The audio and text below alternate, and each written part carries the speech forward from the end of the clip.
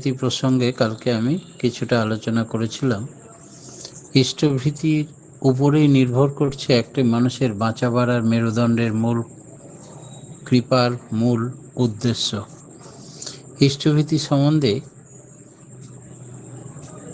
1963 সালে 22শে জানুয়ারি বিশেষ ভক্ত সুশীল দা, দেবেন্দ্র রায় চৌধুরী, ক্ষিতীশ সেনগুপ্ত, অজয় গাঙ্গুলি প্রমুখ বসে আছেন সকালবেলা।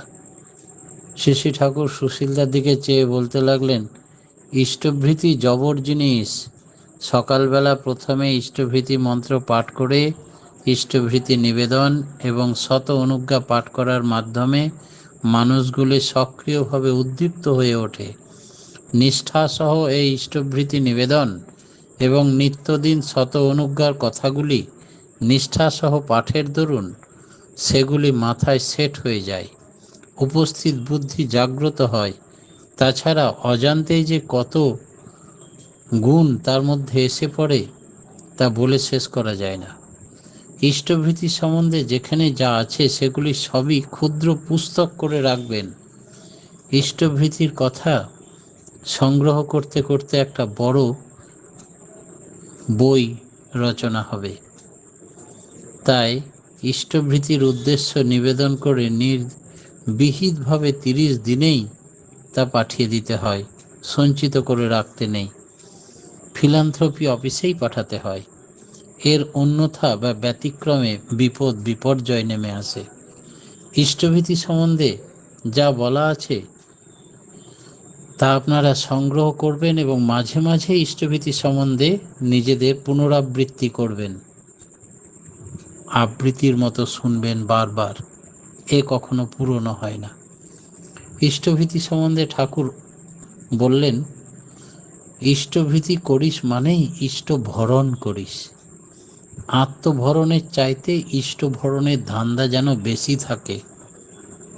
ওই ধান্দায় আবেগ তোমাকে অন্তর্নিহিত শক্তিতে প্রস্ফুটিত করে তুলবে।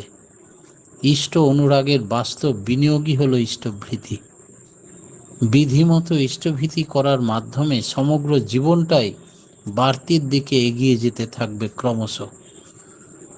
যখনই কোনো লোক ইষ্টভীতি সস্তায়নী বন্ধ করে দেয়, প্রায়ই দেখা যায় সেখানেই তার বিপর্যয় নেমে আসে। তার কারণ সেখানে চলার গতিটা, লক্ষ্যটা বিপর্যস্ত হয়ে পড়ে। ভুল ভ্রান্তিতেও, বেকায়দায় পড়লেও, জঞ্জালে পড়েও যেন ইষ্টভীতি বিহিতভাবে করে চলো তোমরা। ভাতৃভোজ্য ভূতভোজ্যও করবে। ইষ্টভীতি তখনই পূর্ণ হয়। আর ওই ইষ্টার্ঘ্য ইষ্টভীতি যেখানে ফিলান্থ্রপি অফিসে পাঠাতে হয় প্রতি 30 দিন অন্তর, এতে উপস্থিত বুদ্ধি সজাগ থাকে, জীবন গতিশীল হয়ে ওঠে। অনেক দুঃখ কষ্টের ঘাত প্রতিঘাতের হাত থেকে রেহাই পাওয়া যায় নিঃস্বার্থে নিঃশর্তে, কোনো প্রলোভনে পা না দিয়ে ইষ্টভীতি করার বিধি। এই সম্বন্ধে ইষ্টভীতিকে ঠাকুর বললেন মঙ্গলযজ্ঞ, আর রবীন্দ্রনাথ ঠাকুরও তাকে মঙ্গলযজ্ঞ বললেন। রবীন্দ্রনাথ ঠাকুর তার প্রবন্ধেও ত্যাগের ফল, এই প্রবন্ধে 1908 সালে লিখেছেন মঙ্গলযজ্ঞ সম্বন্ধে। বহু মানুষের, সাধারণ মানুষের প্রশ্ন, কেন সৎসঙ্গেদেরই দীক্ষা নেওয়ার পরে উন্নতি হয়, কলকল করে বেড়ে ওঠে তারা, অন্য কোনো মন্ত্রের দীক্ষা নিলে কেন এরকম বাঁচা বাড়ার রাস্তা পায় না? এর উত্তর রবীন্দ্রনাথ ঠাকুর দিচ্ছেন 1908 সালে ত্যাগের ফলে। শুনুন কি বলছেন। ঠাকুরকে সাপোর্ট করে রবীন্দ্রনাথ ঠাকুর বলছেন, সংসারের মাঝখান থেকে একটা মঙ্গলের যজ্ঞ আরম্ভ করে দাও। সেই মঙ্গল যজ্ঞের জন্য তোমার ভাণ্ডারের একটি অতি ছোট্ট দরজাও যদি খুলে রাখো, তাহলে দেখবে আজ যে অনভ্যাসের দ্বারা একটু টান দিতে গেলে আর্তনাদ করে উঠছ, যার মরচে পড়া তালার চাবি খুলছে না, ক্রমেই তা খোলা অতি সহজ ব্যাপারের মতো হয়ে উঠবে। একটা শুভ উপলক্ষে ত্যাগ আরম্ভ হয়ে তা ক্রমশই বিস্তৃতি হতে থাকবে। সংসারকে তো অহোরাত্র সমস্তই দিই আমরা, ভগবানকেও কিছু দাও। সেই নিষ্প্রিয় ভিখারি তার ভিক্ষা পাত্রটি হাতে হাসি মুখে প্রতিদিনই আমাদের দ্বারে আসছেন এবং প্রতিদিনই ফিরে যাচ্ছেন। তাকে যদি এক মুঠো করে দান করা অভ্যাস করি, তবে সেই দানই আমাদের সবচেয়ে বড় হয়ে উঠবে। ক্রমে সে আর আমাদের মুঠোয় ধরবে না, ক্রমে কিছুই আর হাতে রাখতে পারবো না। কিন্তু তাকে যেটুকু দেব সেটুকু গোপনে দিতে হবে। তার জন্য এতটুকু খ্যাতি চাইলে চলবে না, কেননা লোককে দেখিয়ে দেওয়া মানে সেটুকু একরকম করে নিয়ে অন্য রকমে নিজেই হরণ করা। সেই মহাভিক্ষুককে যা দিতে হবে তা অল্প হলেও নিঃশেষে দিতে চাই। তার হিসাব রাখলে চলবে না, তার রসিদ চাইলে চলবে না। দিনের মধ্যে একটা কোনো না কোনো দান যেন আমাদের এই পরিপূর্ণ দান হতে পারে। সে যেন সেই পরিপূর্ণ স্বরূপের কাছে পরিপূর্ণ ত্যাগ হয়। সংসারের মধ্যে এইটুকু ব্যাপারে কেবল তাঁরই সঙ্গে একাকী আমার প্রত্যহ একটি গোপন সাক্ষাতের অবকাশ ঘটে। তাই প্রত্যেক দিন গোপন সাক্ষাতের অবকাশে আমরা তাকে জীবন নিংড়ানো আয় থেকে কিছু দেব। ইষ্টভীতি একটা জবর জিনিস। ঠাকুর একদিন বললেন, এতে কত কি যে হতে পারে তা বলে শেষ করা যাবে না। যে ইষ্টভীতি পরমপিতাকে দিয়ে তবেই জলগ্রহণ করে, তার কখনো খাবারের অভাব হয় না।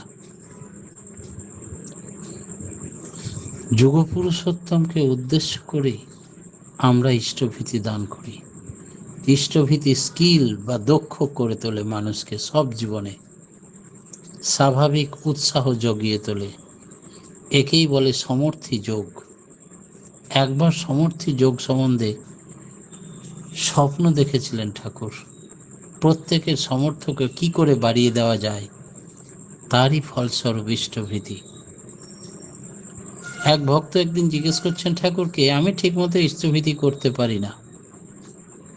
ঠাকুর বললেন, ওরে পাগল, ওটা তুই ইষ্টকে খেতে দিস, তোর স্বস্তি যোগ্য, সেই জন্য ভোরে উঠে প্রথমে ওটা করা লাগে। এতদিন যে পাঠাইনি সেই জন্য কি করতে হবে ঠাকুর? প্রায়শ্চিত্ত করতে হবে, হবিষ্যি করা লাগে, তাও কেষ্টদার কাছে শুনে নিস। শ্রী ঠাকুর শরৎদার দিকে তাকিয়ে বললেন, আপনি ইষ্টভীতি করেন তো রোজ সকালে? এই ভিতর দিয়ে জীবনের কল্যাণ হয়। এটা হলো জীবন যজ্ঞের প্রথম আহুতি। এটা করতেই হবে, তবে ঈশ্বর আপনার জন্য কিছু করতে পারবেন। অবশ্যই ইষ্টভীতি বাদ দিয়ে যদি আপনি নিযজ্ঞ করেন সেটা কিন্তু ঠিক হবে না। জেমস নাকি বলেছেন ইষ্টভীতির কথা। আবার শ্রী ঠাকুর বললেন, বার্মায় যখন বোমা পড়ে তখনকার ঘটনা শুনলে অবাক হয়ে যেতে হয়। সৎসঙ্গীরা কি করে বেঁচে গেল ওই ইষ্টভীতি মহামন্ত্রে। দ্বিতীয় বিশ্বযুদ্ধের সময় ব্রহ্মদেশ থেকে সেই একই বিপর্যয়কালে সৎসঙ্গীরা কিভাবে শুধু অস্খলিত নিষ্ঠার সঙ্গে ইষ্টভীতি পালন করত, আর অটুট বিশ্বাসের বলে একটিও সৎসঙ্গে মারা গেল না। কেষ্টদা বেদান্ত ঝাঁকে সমস্ত বিস্তৃত ঘটনাটা বলছিলেন। ইষ্টভীতি দিতে হয় ফিলান্থ্রপি অফিসে, যেখানে সেখানে নয়। ইষ্টের অবর্তমানে কোথায় ইষ্টভীতি পাঠাবো? ঠাকুর বললেন, তার ঔরসজাত সন্তান যদি ইষ্টবাহী হয় সেখানে ইষ্টভীতি পাঠাবে। দীক্ষাকে চেতন রাখে ইষ্টভীতি। ইষ্টভীতির মতো মাল নেই। ইষ্টভীতির ভিতর দিয়ে দীক্ষা চেতন থাকে। রোজ বাস্তবে যার জন্য কিছু করা যায় তার সঙ্গে একটা সুসম্পর্ক গড়ে ওঠে। ইষ্টের সঙ্গে একটা বাস্তব সম্পর্ক যদি আজীবন বজায় রাখা যায়, তাতেই দীক্ষা সজাগ থাকে। এই সম্পর্ককে অবলম্বন করে ধীরে ধীরে জীবন পরিবর্তন হয়ে যায়। অবশ্য যদি নিত্য করণীয় আন্তরিকতা সহকারে ইষ্টভীতি চালিয়ে যাওয়া যায়, ইষ্টের জন্য বাস্তব দায়িত্ব গ্রহণের ব্যাপারে প্রায় হয়েই ওঠে সে যোগ্য। এটা থাকলে ধর্ম কিন্তু একটা ভাবালোকতায় পর্যবসিত নয়, জীবনে বসে তার বিইং অ্যান্ড বিকামিং তার জীবনকে দাঁড় করিয়ে দেয়। ইষ্টভীতি দক্ষতা বাড়িয়ে দেয়। ইষ্টভীতি এমনই জিনিস যে স্কিল দক্ষ করে তোলে, নর্মাল মানুষকে দক্ষ এক্সপার্ট করে তোলে। দৈনন্দিন 5 টাকা ইষ্টভীতি করার ফলে কি সুফল হবে? ঠাকুর বললেন, অন্তর্দৃষ্টিমূলক শক্তি বেড়ে যাবে এবং তার আশীর্বাদ চুইয়ে পড়বে। এতে কাজে, যে কোনো কাজে যা অনেক দেরিতে হতো তা দ্রুত সহজেই সম্পূর্ণ সম্ভব হবে। বিপদে রক্ষা পাওয়ার কারণ হচ্ছে ইষ্টভীতি। যারা বিপদ থেকে রক্ষা পায় তাদের মধ্যে কিন্তু রক্ষা পাওয়ার মতো সমাবেশ থাকে। নিষ্ঠা সহকারে যজন যজন ইষ্টভীতি যারা করে চলে, মস্তিষ্ক কোষ এবং স্নায়ু বিন্যাসের মধ্যে সত্তা সংরক্ষণে লয় জমার মাধ্যমে তাদের আপদ বিপদ এক মুহূর্তে উপলব্ধি করতে পারে তারা, এবং সঞ্চিত সম্পদ বলে, ইষ্টভীতির বলে তা অতিক্রম করতে পারে। ইষ্টভীতি সস্তায়নী প্রসঙ্গে ঠাকুর আরও বললেন, নিত্য এটা নিষ্ঠা সহকারে করলে মস্তিষ্কে এমন একটা ছাপ পড়ে যে আপদ বিপদের সময় জাগ্রত বুদ্ধি রক্ষা করে তাদের। এটা নিত্য করতে থাকলে অস্তিত্বের একটা স্তম্ভ স্বরূপ হয়ে দাঁড়ায়। সুরত সাধনার অন্যতম অঙ্গ হচ্ছে ইষ্টভীতি।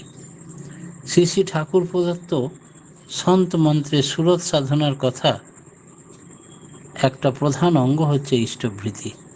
ইষ্টভীতি সম্বন্ধে তিনি বললেন, যারা আমার কাছ থেকে নিল, নেওয়ার লোভ করলো, তারাই ঠকে গেল।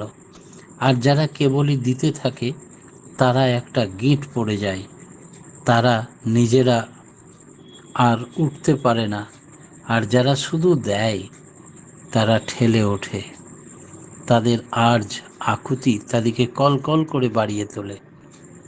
তাই ইষ্টভীতি নিত্য যজ্ঞের মধ্যে মানুষকে অনেক উচ্চে সমর্থী যোগ, শারীরিক মানসিক শাব্দিক দিয়ে প্রতিষ্ঠিত করে তোলে। ইষ্টভীতি ভোরে বিছানায় বসে কি করতে পারি? শ্রী ঠাকুর বললেন, করা যায়, তবে যতটা পবিত্রভাবে করা যায় ততই ভালো। সামর্থ্য না থাকলে ইষ্টভীতি করব কি করে? সামর্থ্য যদি না থাকে তবেও ইষ্টভীতি করতে হবে। কিভাবে করবেন? প্রয়োজনে ভিক্ষা করে করবেন, নইলে ফুল ফল জল মাটি যা ছাই যা কিছু পান তাই এক মুঠে তুলে দিয়ে তারপরে অন্য জল গ্রহণ করবেন। ইষ্টের জন্য ভোজ্য অনুকল্পে যা পারো নিবেদন করবে, তাতেই তোমার যোগ্যতা বেড়ে উঠবে। অবশ্য সব কিছু থাকতেই ঠাকুরের বেলায় মাটি তুলে দিও না, এইভাবে নিজের যোগ্যতাকে ফাঁকি দিও না। ইষ্টভীতির মতো এমন জিনিস আর নাই। তার মানে নিষ্ঠার অভাব। ইষ্টভীতির মতো এমন জিনিস অতি সহজেই, ইট ইজ এ বোন টু দি বিইং, এটা সত্তার প্রতি একটা বড় আশীর্বাদ। ইষ্টভীতির ফল অশেষ। ঠাকুর বললেন, ইষ্টভীতি যারা উদগ্র আগ্রহ নিয়ে করে, এমন কাম নেই যে তারা পারবে না ঘর দুনিয়ার বুকে। ইষ্টভীতি ঠিক মতো করে যাও, তাতে অর্জনে পটু এবং ইষ্টভীতির পরিমাণ ক্রমশ বাড়িয়েই চলতে হবে। ঠাকুর বললেন, হাতে তুড়ি দিয়ে আমার টাকা কোথায়? আন্তরিক সাধু সংকল্পই তাকে অদূর ভবিষ্যতে অজস্র অর্থে জনায়িত করে তুলবে। মাথা খাটাও, অর্জনপটু হও, ইষ্টভীতির পরিমাণ বাড়িয়ে যাও। তোমার অগোচরে আপসে আপ অর্থের যোগান দেবেন তিনি। তোমার শুধু সদ ইচ্ছা থাকা চাই। শক্তির সীমা পরিসীমা তোমার হাতে নেই। তিনি আগ্রহ নিয়ে এগিয়ে এলেই তিনি যোগান দেন, তুমি সেটা টের পাবে। ধনীরা পারে কম। ভগবান যিশু বলেছেন, একজন ধনীর স্বর্গরাজ্যে প্রবেশের চাইতে বরং একটা উটের পক্ষে একটা ছুঁচের ছিদ্রর মধ্যে পার হয়ে যাওয়া সম্ভব। ইষ্টভীতি ঠিক মতো করলে, তার সঙ্গে যজন যাজন যদি চালানো যায়, তবে এই ভর দুনিয়ায় তাকে রোধ করতে পারে না কেউ সৎকর্মে। ইষ্টভীতি করলেই পথ খুঁজে পাওয়া যায়। আজকে যত বেকার অবস্থা দেখছো, এরা যদি নিষ্ঠা সহকারে ইষ্টভীতি করে শুধু, তাহলে এরা পথ খুঁজে পাবে।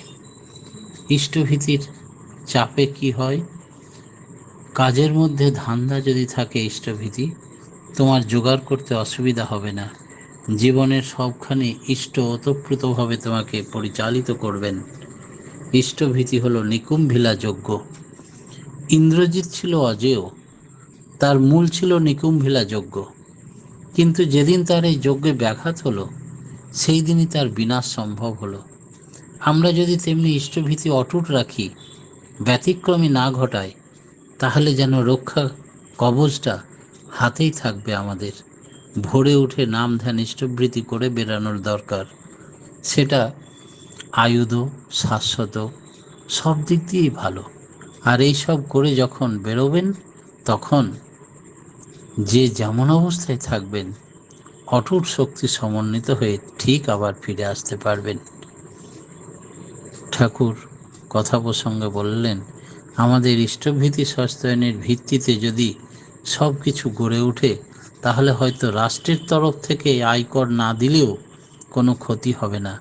আয়কর জিনিসটা উঠিয়ে দেওয়া চলবে। ইষ্টভীতি সস্তায়নী প্রয়োজনে অতিরিক্ত হয়ে যাবে। ভোরে উঠে শুদ্ধাচারে ইষ্টভীতি করলে অতিরিক্ত শক্তি সঞ্চিত হয় তার ভেতরে। আর এই সঞ্চিত শক্তির উপরে দাঁড়িয়ে সে অসম্ভব সম্ভব করে ফেলতে পারে। আপদ বিপদে পরমপিতা তাকে কিভাবে রক্ষা করেন তার টের পাবে। যত ইষ্টভীতি নিষ্ঠাসহ করবে, তার যোগ্যতা তত বেড়ে যাবে। ইষ্টভীতি পুরুষাকার এবং দৈবের সংযোজন ঘটায়। তাই পুরুষাকার হলো মোটর পার্ট, শিল্পী অঙ্গ, আর দৈবী হলো সেন্সারি নার্ভ। তাই ইষ্টের জন্য কতগুলি কড়া সঞ্চিত ফল আমাদের বোধে ধরা দেয়, কতকগুলি অজানা জানা হয়। এর ভিতর দিয়ে নানা মাফিক কাজ করতে আমাদের সুবিধা হয়। ইষ্টানু বোধ, অভ্যাস, প্রেরণা সেই রূপে কর্মে প্রবৃত্তি আসে। এইভাবে যজন যাজন ইষ্টভৃতি মানুষকে সুখ, শান্তি, সমৃদ্ধি ও সাকসেসের পথে নিয়ে যায়। শুধু ইষ্টভৃতি করে আপদ বিপদে কিভাবে রক্ষা পায় তার একটি জ্বলন্ত ঘটনার কথা বলি। যখন ঠাকুর নিজে লীলায় বিরাজমান সশরীরে। 9 মে 1963 সাল, আসামের গোয়ালপাড়া থেকে সৎসঙ্গের নিয়ত কর্মী কিরণ ঘোষদা এসেছেন। 22 এপ্রিল এইসব অঞ্চলে প্রচণ্ড কালবৈশাখী ঝড় হয়েছিল।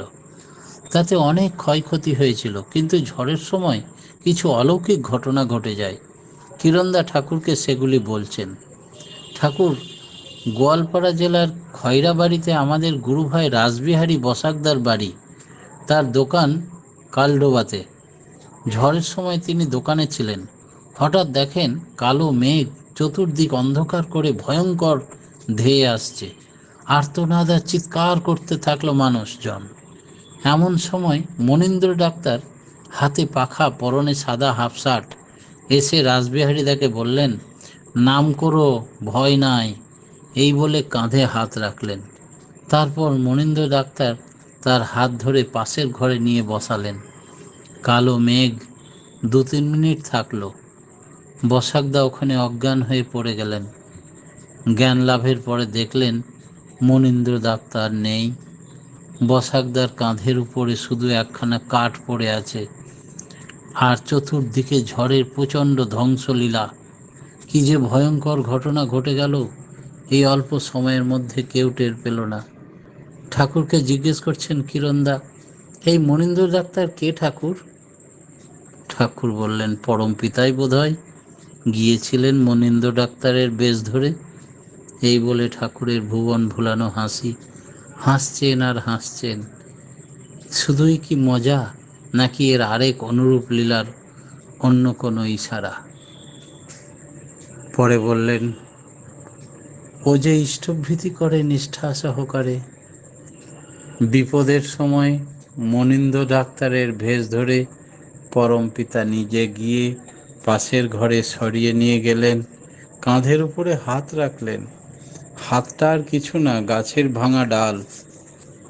যখন অজ্ঞান অবস্থার থেকে জ্ঞান ফিরল, তখন দেখলেন কোথাও কিছু নেই, আঘাত লাগেনি, কিন্তু ভয়ঙ্কর বিপর্যস্ত হয়ে সব ভেঙে চুরমার হয়ে গেছে। আর তিনি নিশ্চিন্তে নিস্তব্ধে উঠে বসলেন। পরমপিতা এমনভাবেই রক্ষা করতে পারেন যারা নিষ্ঠাসহ ইষ্টভৃতি করে। পরমপিতার রাঙারাতুল চরণে প্রতি প্রত্যেকের সার্বিক মঙ্গল প্রার্থনা জানিয়ে আমার ক্ষুদ্র বক্তব্য এখানেই শেষ করলাম। জয়গুরু। জয় গুরু দাদা। ইষ্টভীতি সম্পর্কে আপনার আলোচনা খুবই সুন্দর, অপূর্ব। আপনার ইষ্ট প্রসঙ্গ শুনে আমরা সকলে অনুপ্রাণিত হলাম। সকলে মিলে দয়ালের শ্রীচরণে আপনার সার্বিক মঙ্গল কামনা করি। আপনি সুখে শান্তিতে আনন্দে ভরপুর হয়ে ঠাকুরকে মাথায় নিয়ে থাকুন। জয় গুরু। এখন সঙ্গীত পরিবেশন করবেন শ্রদ্ধেয়া মৌ ব্যানার্জি মা। মা, মৌ ব্যানার্জি মা আছেন? জয় গুরু।